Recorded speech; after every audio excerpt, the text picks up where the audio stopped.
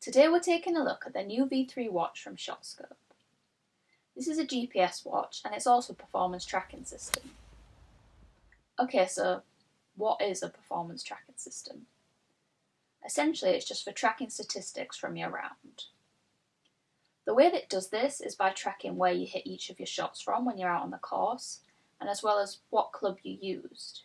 You can then use the pin collect system to tell the watch where the pin is on each hole, and it can combine all of this data to give you a wide variety of metrics to track performance across all elements of your game. So this includes statistics such as greens in regulation, number of putts per round, where you missed your putts most often, and even how far you hit every club in your bag. Now, I was actually going to do an unboxing video, but if I'm being completely honest, when this arrived I got so excited about trying it, I just ripped everything out of the box, got it set up before I actually had the chance to film it. So what I'm going to do is show you all the different elements that arrive with the watch. So first up, we have the actual watch. Visually, I think this is very nice. It's a big improvement on the size of the V2, which you can see here. In general, it's just more sleeker and a lot more stylish. Now, I've gone for a red strap here because I just think it's a really nice shade of red, if I'm honest. Not sure if that's a bit weird or not. Anyway, it does actually come in 5 different colour options, and I was really tempted by the teal, but fear not, because the straps are actually interchangeable, so if you're torn like me, or if you like to match your accessories to your outfit, then you have that option, which I do think is a great new feature. Anyway, you also get a charger, which just clips on the side here. I think this is a lot more convenient than the charger we had last year, because it was kind of right in the back, and for me it was just a bit fiddly to get the cable in and out, and quite hard to balance when charging. Now, I also think the battery life is better this year. You couldn't do 36 holes with the V2, but looking at how much battery I had left after playing 18 holes with this, I don't see this being a problem with the V3. Now, the final element that you get in the box is the little tags to pop on the end of your clubs. Now, you get 16 of these, and these basically talk to an antennae in the watch strap, so you can identify what clubs you're hitting out on the course. Now, these are pretty easy to install. You literally just press and twist straight into the top of your grip and you're ready to go. The watch works in conjunction with the ShotScope app, which allows you to update the courses should the layouts change, and you can also sync your scores so you can see your stats after your round. But the first big change I noticed that you no longer have to download the golf course from the app every time you get to the golf course. So there are already over 35,000 courses pre-installed on here, so you're ready to go as soon as you arrive at the golf course. Now, this is a lot better, as I had got used to kind of manically downloading the course I was playing onto the app and then onto the V2 last year, kind of while my playing partners were teeing off on the first hole.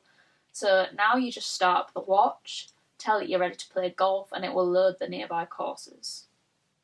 So in terms of GPS, you have basically identical metrics available from the V2 last year, so front, middle and back distances to the green, which are dynamic, so they adjust to the angle of play.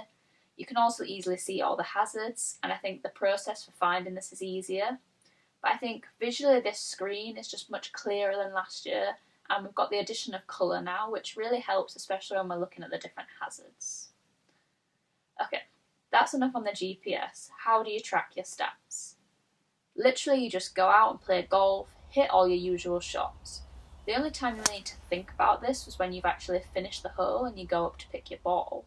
So you just need to tell the watch where the pin is.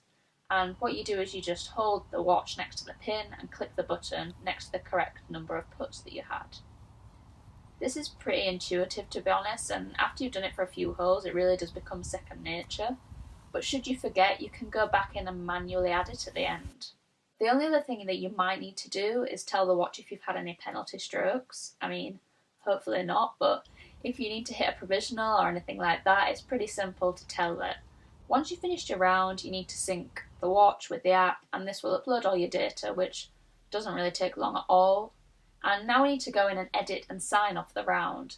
And this is just to make sure all the data is correct. You can do this in the app, but personally I prefer to do it on my computer because I think it's just a bit easier on the desktop.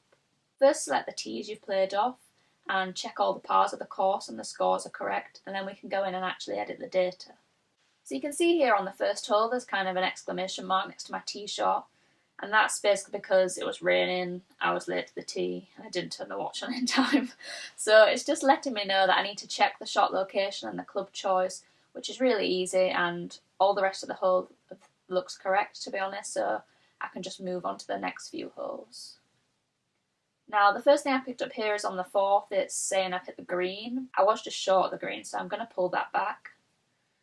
Anyway, you can see how easy it is to edit, and in general I think it's pretty damn accurate. The only place I would say sometimes it gets wrong is probably on short putts, but I do find if I take a few practice strokes and spend some time next to the putt, it picks it up a lot better.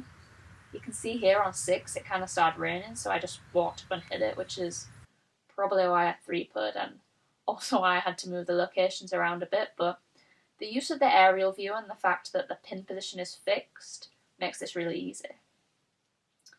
So once you're happy, you can sign off the round and get all your stats. I love these medals that kind of pop up after each round, depending on what new skill you've unlocked. But the main stats are actually through in the performance section at the top. So first of all, we have club distances, which you can see as your average or as the longest. Obviously, I have quite a small sample for this year, so it's not 100% accurate yet. So, for example, you can see here I've used my 6-iron to chip out the trees the other day, so the distance is slightly out. But as you get more data, anomalies like this will go. I think this is a great feature for like most club golfers because they don't actually know how far their clubs go, and I'd say in general that's kind of a big thing that people have a problem with. They're trying to get there with the 7-iron because they're convinced it goes 160 and it doesn't. So for a lot of amateur golfers, this extra data is going to be really key for you. Now, what I absolutely love is the visual ShotScope used to show you your stats.